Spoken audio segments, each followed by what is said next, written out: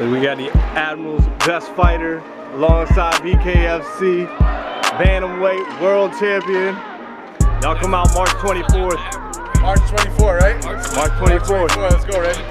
Let's go. Let's go. Great to meet you. Why did you choose this scope to fight at home as opposed to any other event place that you could have been? Because of all the cities in the 7x7, Norfolk makes me the most uncomfortable. Really?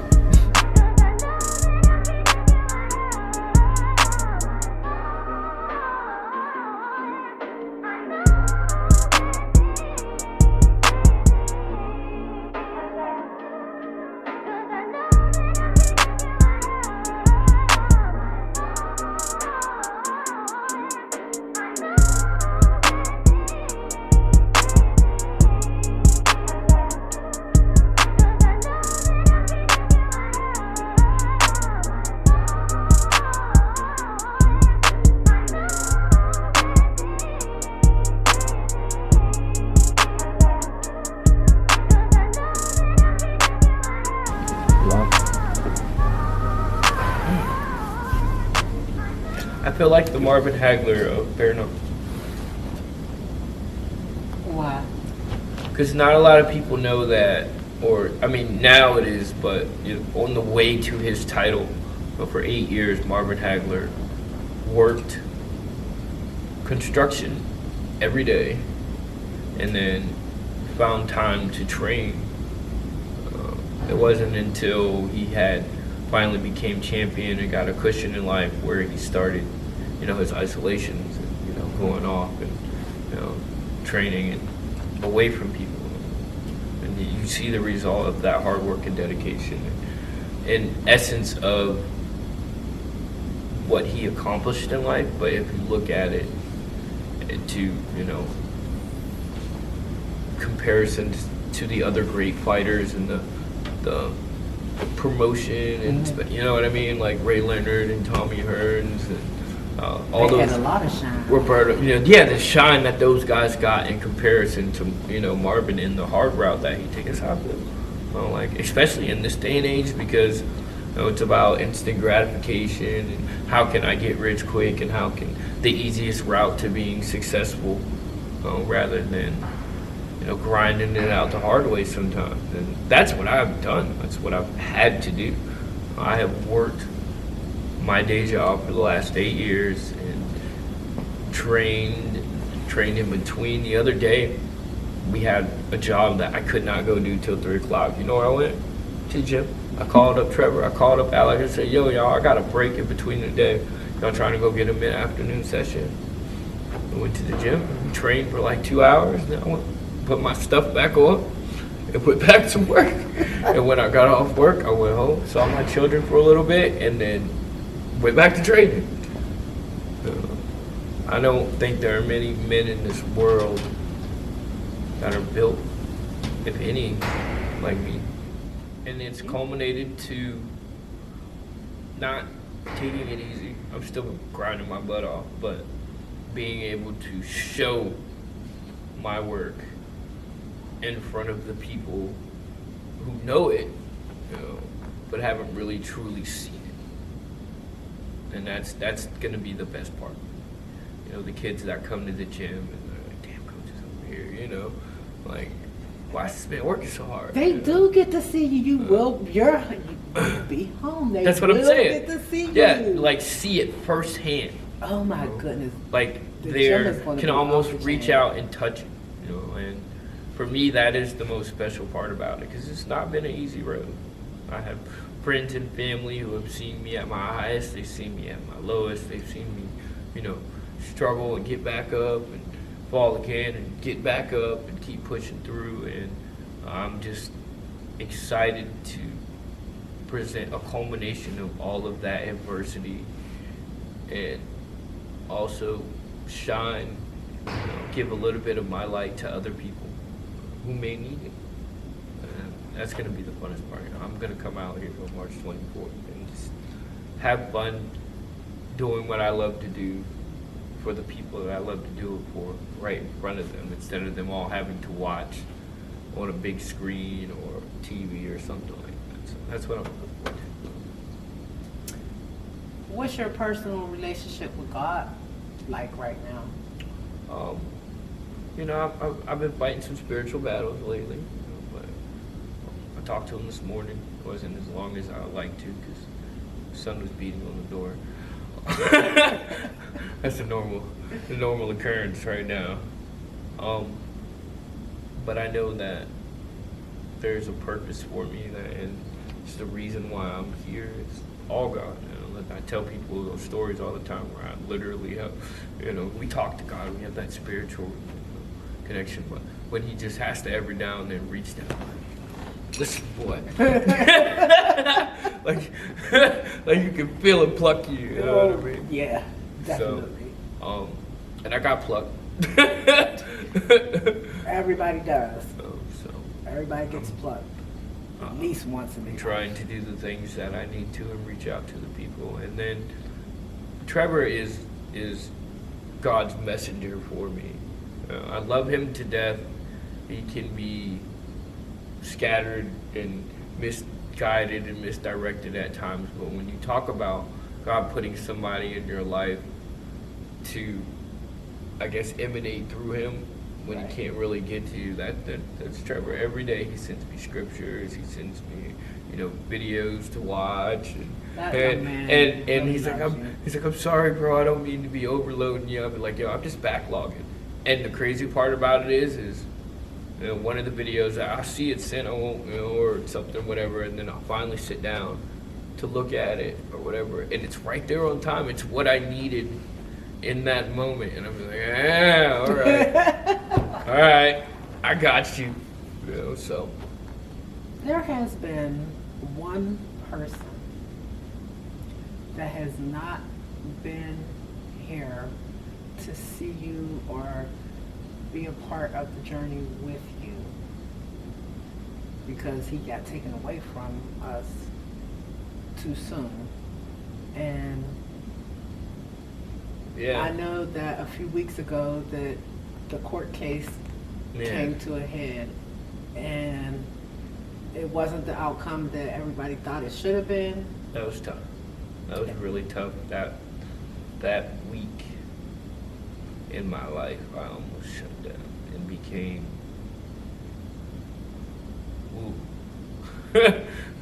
the other monster, you know, that I guess I try to shield the world from a little bit. Yeah, that was really tough for me. Like to the point where, you know, they said if your man's killer isn't dead, then you shouldn't wear no RIP shirt. And that's how I feel. But I know that God's gonna work it out in accordance to His time. I have faith. You know, I don't have any faith in the judicial system no more. But it's like, kill him. There's no way around it, and you'll answer for it, whether it's through man, you know, or God. It's not my place to put that judgment out there. But It's God's battle. It is His battle. I'm just gonna go out there and I'll hear him, and I'm gonna go out there and shine. I'm like you told me when we were in prison. So, and now I get to do it right here at home. So, just as much as my manifestation of this, you know, a part of it is his, and who knows, maybe some of the crap that I've gotten into along the journey without him here is that shield that I had in prison, you know, just out here in the world. And they were like, "Oh, you're such a tough guy. You're such a badass. How, like, why would you need somebody to protect you?" But you think about it, God's protecting us all the time. We just don't see it, you know. And then there are people out there that are put in our lives, you know, that we don't know, but they're really protecting us from ourselves, and we're protecting them. So, and I feel them from time to time. Like it was a week or two ago, and I was in the neighborhood I probably shouldn't have been in, hanging out. What you thought? These straight stuck it, I'm telling you. Well, not thugging, but just like trying to promote my fight and promote myself, and Spreading the word. spread the word and bring. But I know that some of the neighborhoods, they don't even know, right?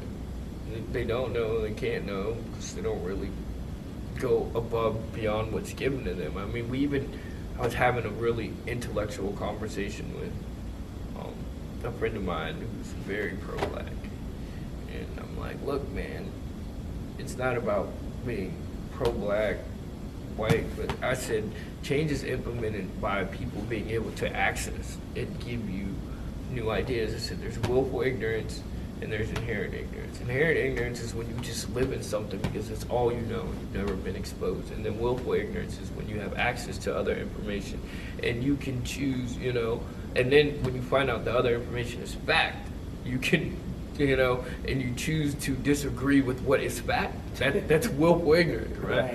I said our community lives in willful ignorance. I said just the whole essence of there are some neighborhoods where I know from being in the streets that you just don't or you can't go to because of what's going to happen.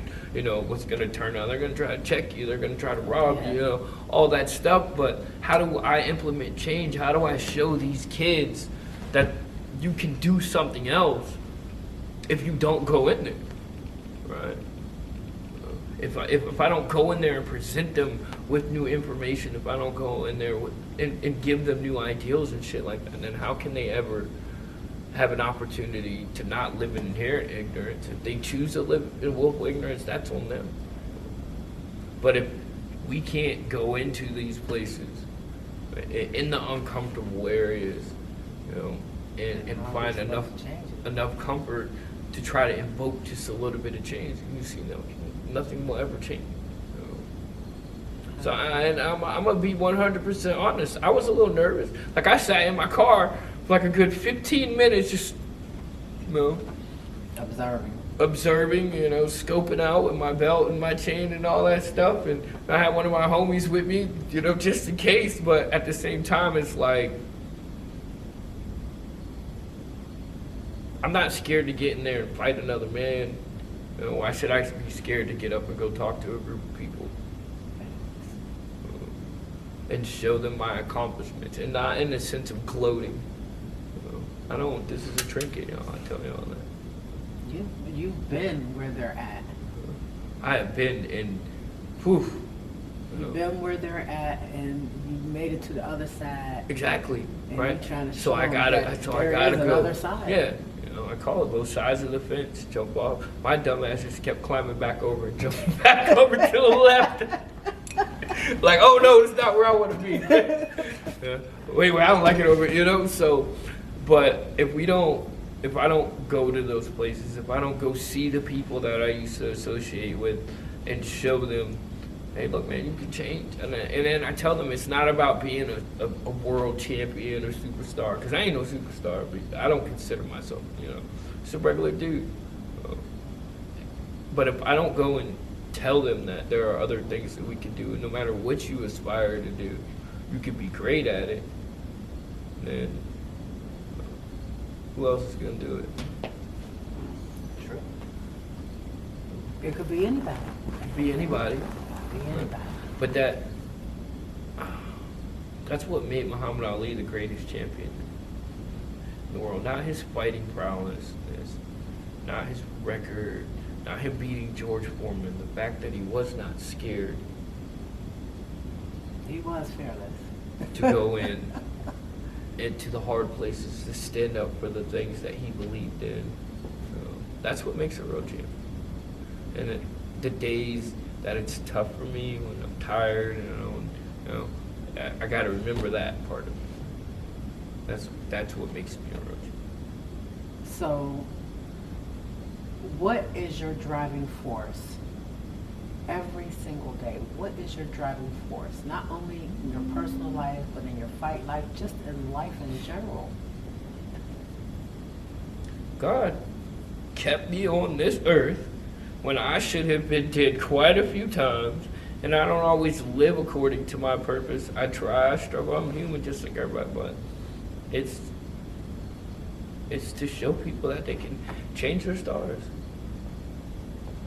I went from being a criminal, alcoholic, drug addict to being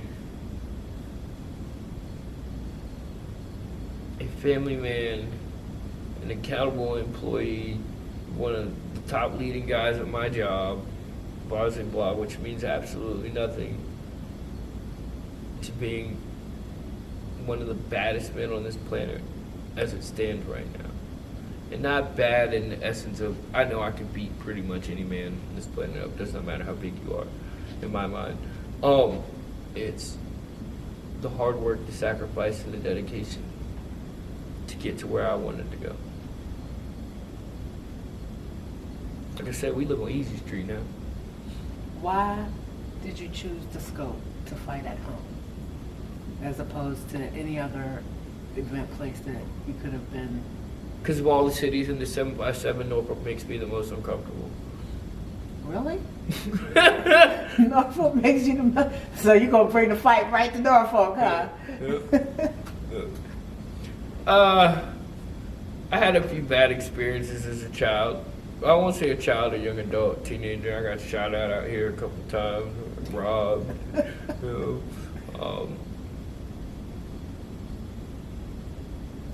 and I think the kids out here especially need to see that they can change their stuff. There's something outside of Norfolk, Yes, outside of Virginia. outside of Virginia. How does it feel, family? 2018, you started this journey. You're still Damn, on what it. years? Now you're How many years fighting has it been? here. What is that, 5? Yeah, about 5 years. You finally get to do this at home. You don't have to travel. I don't have to travel. You I gotta don't go to gotta the go to damn no plane. hotels. I ain't gotta sleep. I'm gonna You sleep can in go my to your own bed. barber. I'm gonna go see my bar. Yep, all that. It's man. I haven't fought at home ever. My last fight at home, I wasn't even in the same sport. Yeah, you were boxing. No, I Yes, was you doing did. You MMA. Wait a minute. My last fight at home was my MMA fight here at the Scope. No, it wasn't. Who do we box? You boxed, what's his name? Ponytail's kid. Nah, Mac. Yeah, but we did. I thought we did an MMA fight after that. I Too. don't, did you? I don't know. I don't think you We did. weren't in the same sport though. That's for sure. I don't think you did. What is, since you started this, have there been anything that you wanted to do or wanted to accomplish that you maybe haven't just yet? Yeah, there are a few things. I really do want to start a nonprofit in remembrance of my buddy Corey. Okay. And I'm working on a community event right now anyway. So we're gonna do that the weekend before my fight. A community event. Just pretty much throw a big ass block party and Oh, bring that's people gonna together be fun. to celebrate, just I'm excited. everything. Well, thank you for telling me. Now I know. That's the first plug on that. See? I guess the rest of the team don't know it's happening either yet, huh? Oh, me and my partner, my business partners that we've been working on, we've been at about. I actually have a meeting after training tonight for that part. But I don't know. I'm just kind of taking it as it goes. Has your energy changed As far as what? as far as fighting? No. This is what I love to do. This is who You I still am. get the same spark And- as from and day one? Fuck yeah. You should have came. Excuse my language. That's okay. We'll get it in post. What? We'll get it in post. Whatever. Edit it out. We I'm not editing that out. we did so we had open gym a couple weeks ago, and I was just like, man, I don't want to box. So we did just a whole 2-hour just bare knuckle training. It was freaking amazing. And then the next weekend, my Grandmaster Seafood from my Jeet Kune Do, Mick, came down. It was the first time ever getting to meet him and his student Mike. And I learned some new tools. And so I was like, all right. And so the very next week after they left, I went to work and, you know, trying to take what I just learned and what I've been working on myself. And some of it worked, some of it didn't. You know, it's always a trial and error process for me, but I'm like, damn right. You know, my mindset is combat and life mastery. So combat mastery for me is taking everything that I've learned in fighting and making it manifest itself into one flow, where I don't have to think about switching to Joe Frazier. I don't have to think about, you know, my winky right or whatever. It just happens when it happens, as necessary within the ring. And life mastery is one, trusting in God, and two, making more of an effort to live according to my purpose, which I know in my heart is that makes life easy. It's like when you know you're doing it, you don't have to force it. My consigliere Warren said, he said the hard part is, Reggie, is like you get so wrapped up in it, you're overextending yourself in trying. He said when you just do naturally what comes to you and who you are, he said you change lives then, and you try to go out your way and force it down people's throat. So that's life mastery, is just accepting life on God's terms and living according to my purpose as it comes. Not trying to force it upon people, force myself to live according to that purpose. So we're home for this fight.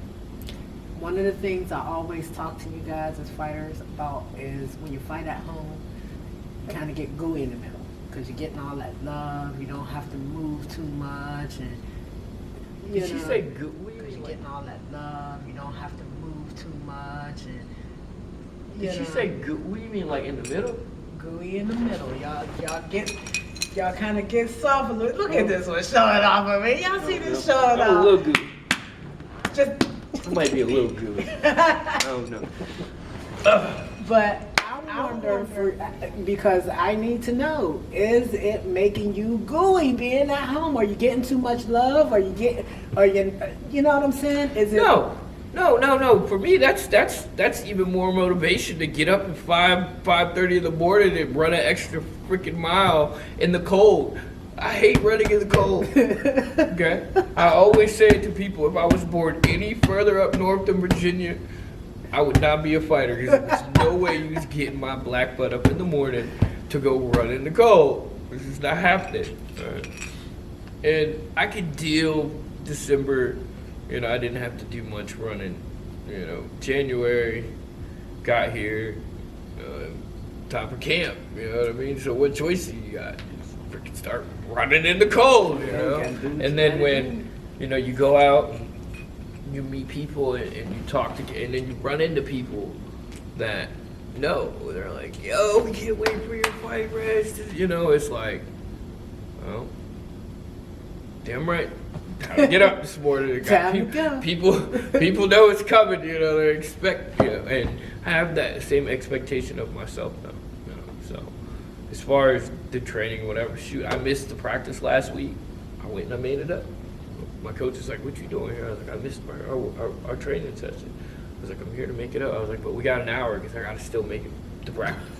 You fighting the battle of making up practices and trying to work and be a dad, yeah, and all those things, all those responsibilities in a day. In a day.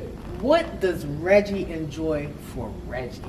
What gives you pleasure away from the fight world? What do you like to do? What makes you relax or smile? My children. So you just a big kid at heart, huh? Man, you put me and Nathaniel together with no chaperone. Oh, Lord. And I'm supposed to be the chaperone. Lord, I'm gonna have to call his mama and say, you can't leave them two together no more. Oh, man. We need a babysitter for them two. We went to Walmart a couple weeks ago and completely decimated the toy aisle. We're like, an hour and a half just in there playing with all the toys and hitting all the buttons. So you're the reason why the toy aisle looks like that at the and Walmart. just completely decimated it. And the lady comes by, and we could have seen the horror on her face. And I was like, all right, NJ, come on, clean up. And so, he starts singing the cleanup song. And, Y'all cleaned up? We cleaned up, and we left. We bought him. He already knew the second we were there what toy he wanted. So y'all, He just put it that was to kind the of side. crazy. Yeah, that was the crazy part. He put it to the side and then started playing with everything else. And in my mind, I'm like, first the dad aspect of it was like, come on, stop touching stuff. Don't take that down. Put it back. And then I was like, you know what? Get it, yo, let's go. You know what I'm saying? So This is the toy section. we just had a blast. And then me and my daughter, so as she's gotten older, we do more talking than just like hang out like we used to, but it's fun though. Like I enjoy just seeing where her brain is at in this life and trying to share what limited wisdom I have from the male side of it. Understood. But She needs that though. She needs her dad to give her that advice and be in her life and be interested in the things that she's interested in. So that's a great thing that y'all can meet on that mental level, because a lot of times as teenagers we can't meet our parents on that mental level. We be one place and our parents be, in the parents' place. Oh, so. of course. Yeah. I told her, I said, I'm your father, I love you, I have respect and reverence for you as my daughter, and you should have the same with your father. I don't ever want you to think, like with me, something happens, like, dang, I gotta call my dad. I don't ever want to be that dad, like it doesn't matter whether it's good or bad. Something happens, it's all good, I'm about to call my dad, he got me. And if it's something bad, we deal with it, and Either way. good, either way, but don't ever think or hesitate that you can't just, call me. And so from establishing that kind of relationship, it's gotten better. That's good. Congratulations on that. Because I she's a enjoy teenager. spending time. And, Yeah, a teenage girl. man, we're crazy when we're teenagers. Nah, for nuts. for a couple months, she was just mean. She doesn't seem like every time I see her, she just be so chill. Just so chill. Oh, to y'all. Yeah, just a couple months. Yeah, okay. I'm just gonna leave it at that. She's chill. She's a good girl. She's a good girl. And NJ I enjoy is a good being a little boy dad. too. He's wild, but I think his wildness comes from seeing his dad being so active. Yeah. That's what that yeah, is. he always wants to help. He always wants to, He's do. not bad. He's just a very active man. Very active. Always wants to, on to the next thing. I just gotta teach him how to And clean he's up behind intelligent himself. too. Very intelligent. Oh, very, very smart for a 2-year-old. What do you want? His comprehension level is. What do you want for those two? If either one of them came and said, Dad, I want to box, or I want to fight MMA, or I want to kickbox, or do judo or something, what do you want to say? I want to have the capacity mentally, financially, emotionally, and spiritually to support them in whatever they decide to do. Okay. And I say that because my parents, I love them to death, have at times had very little faith in me. Whether it was by their own lack of emotional, spiritual, mental, or financial, or however you want to look at it. When I went to do MMA, as a teenager, I wanted to change. My dad was like, "Oh, I don't know damn MMA." He didn't support me at all. Your dad is a He stickler. didn't support me at all. And so I ran off the Roanoke right after I turned 18 and got my ass kicked 30 seconds. And then I He did it said, again. "Get your ass over here." Huh? Did it again, and I said, well, maybe I need to learn some stuff before I can really do this sport. I took some time off, and I got better at MMA. And we know that because I lost my first 3 fights when I finished my amateur career at 15-5. You do the math. And my last amateur fight that I lost was to Thomas Blair 3 days out of prison after doing almost, 3 and some change locked up. 3 days out of prison, I got out and I fought Thomas Blair, and that was my last amateur fight, my last loss, and I lost my first 3 fights. But they didn't support me until I started winning and, you know, became champion, and then, you know, Dad's there in my corner. But if you look at my first couple of amateur MMA fights, he wasn't there. Have you ever had that conversation with them? And, Oh, hell yeah. And then explained bare knuckle. You know, nobody in my family wanted to take me to the trial. Nobody. So I had a friend of a guy that was a friend of mine at the time take me, you know, and went up there and did my thing, came back, and, you know, of course my dad gonna be there for my first bare knuckle fight, it's no problem. But now you look at it and it's like, my son don't fight nowhere without me, you know. Like, Yep. yeah, right? Yep. You heard it out of his own mouth. Yes. Right? Like if I can't be there or it's not. And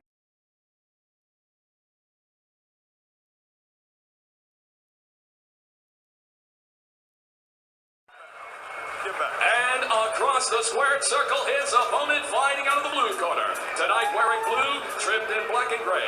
He stands 5 feet 5 inches tall. His official weight, an even 133 pounds. His boxing record stands at 6 victories opposite a single defeat.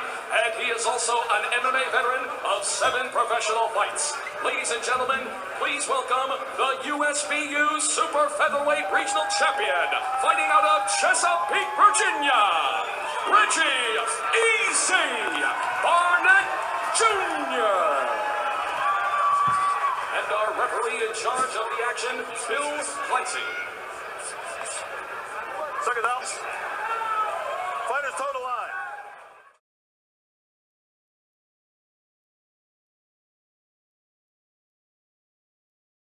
For me, like people are asking me, like who I'm fighting, and what they don't know is I don't care.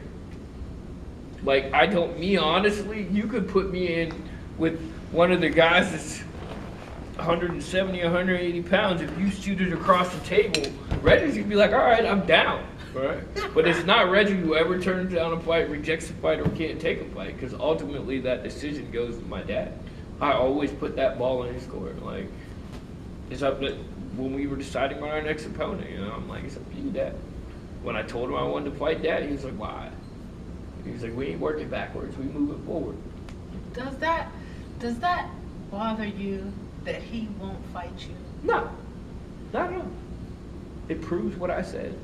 So everything, all that ill, nasty stuff that you said about me and how you tried to paint this picture to the world and slander my name, all that stuff.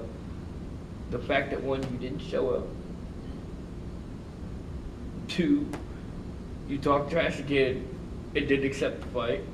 And now here we are. I called you out in front of the entire world one last time. You were walking around saying that you were the real champ. They did. And now you're fighting somebody else. And then on top of it, it says former bantamweight champion, right? So I'm cool with it. The world knows, 1, you are not the champion, and then 2, that you are a coward, like I said. Because if you really meant that stuff that you said, stand on your shit. Stand on it. So being that in the fight game, you guys can get an opponent and that person might fall off or something might happen, you might get an injury or something. We're not going to horn in on who could possibly be your opponent. No. I just want to know, with your expectations, with your energy, what is the end result of this at-home debut inaugural bare knuckle fighting championship card So for I Reggie tell Barnett? everybody, when me and Corey did our first Ready to Fight event, it was pretty much like a $12,000 party with fights. Okay. That's pretty much what we just do, a big ass party and had fights in the middle of it, right? So you want to have a big ass party? That's pretty much and what throw the fights in, huh? That's the vibe I'm trying to have. You know, I'm trying to fill Okay. this up. Let's just have a good time, celebrate each other, and watch me whoop some ass. You know? That's what's up. That So- is what's up. What is Reggie Barnett Jr.'s end game with bare knuckle? I'm period? going out undisputed champion. They want either 125, 135, maybe both at the same time retire. You know, like here. Was it a little disappointing not being able to drop down for your Yeah. at-home fight? It was. You still taking people's souls and manhoods at 35? I guess it doesn't matter. It doesn't matter what. For me, in my mind, when I left practice on Sunday, right? It doesn't matter how big you are, what you know, where you come from, what you've done, blah blah blah. Right now, in my mind, in my head, in my soul, you know, and not in the essence of walking around Conor McGregor style, but I know I am one of the baddest men on the planet when it comes to these hands. You could out wrestle me, could out kickbox me, could probably even outbox me, a few guys on this planet. But when we talk about hand to hand, fist to fist, there's nobody on this planet that's fucking with me. It's not happening. Excuse my language. Were you disappointed Johnny bowed out? Did Yeah. you want one more run with him? I did. I felt like in my heart, and then he did not win that second fight. I don't feel like he won that second fight at all. I think Johnny did what Johnny Bedford does, and everything he needed to do to pull out and get his decision, you know, whatever. But at the same time, I won the war. You won both battles, but in the long scheme of things, and we both came into this league. You've been the champion, I've been the champion, blah, blah, blah, blah. I'm going to get to solidify my legacy by defending my title successfully. You didn't defend your title successfully because you lost to Dad. And then winning it again, you elected not to come back again and defend it, whether it was against me, Jared, or whatever. And the reason why is because I hurt you so bad in that second fight that you couldn't come back. And we don't say these things, we don't speak about it, but the reality of it is you could sugarcoat, you know, and I'm happy for Johnny, you know, family, kids, business, like you want to see all those things, but and the fighter essence of it is I broke your shit and there was no way for you to come back from it. That's the real truth of the matter. That's true. Whether it was me who fought you again, whether it was Dad, anybody, the risk of you coming back after that second fight with me, you risked everything, your entire livelihood, because I hurt you so bad. And in the long scheme of things, the risk did not outweigh the reward, and I respect that. I would respect him a little bit more if he was honest about that part.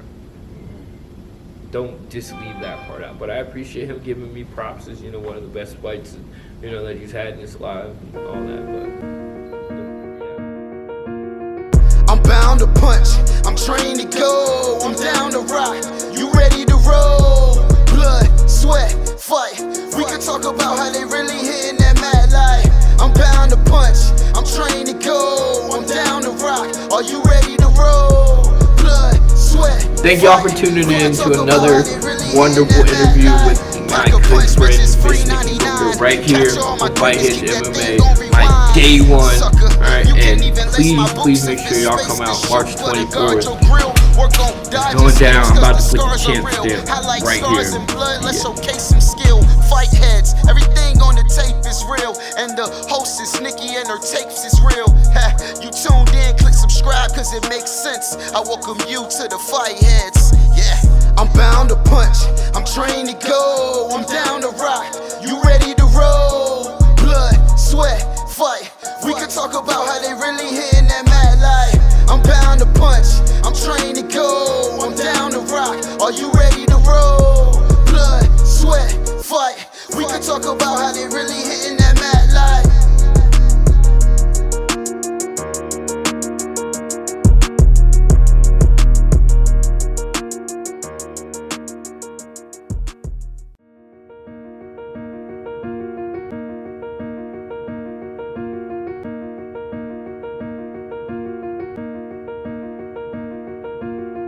I'm bound to punch, I'm trained to go, I'm down to rock. You ready to roll? Blood, sweat, fight. We can talk about how they really hitting that mad life.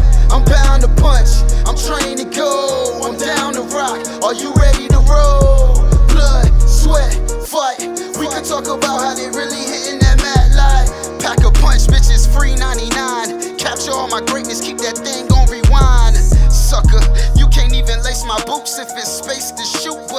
your grill. Work on dodging skills, cause the scars are real. Highlight scars and blood, let's showcase some skill. Fight heads, everything on the tape is real. And the hostess, Nikki, and her tapes is real. Ha, you tuned in, click subscribe, cause it makes sense. I welcome you to the fight heads. Yeah, I'm bound to punch, I'm trained to go.